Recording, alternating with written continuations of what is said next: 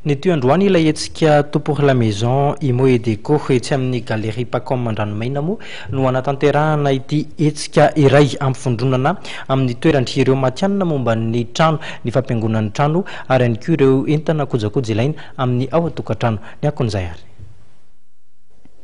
Mahasarika ny maro ny etsika tompory la maison imo et déco.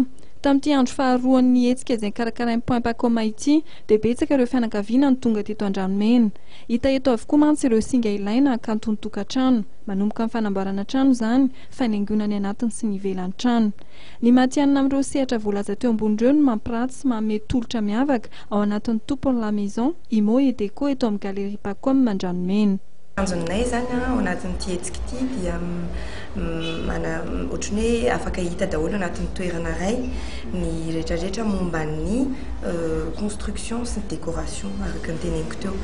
Ao anatin'izay koa misy ny animation izay miavaka zany noho ny fahisiana azy satria misy conférence, débat, misy koa ny atelier tonga dia afaka mandray anjara ny olona zay tonga.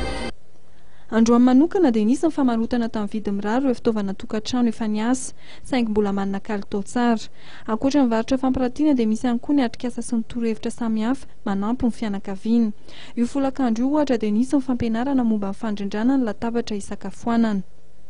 Hitoetra amin'ny rapitso alahady faha 12 volana novambra ny etsika tompory la maison imo et déco eto amin'ny galerie Pacom Andranomena.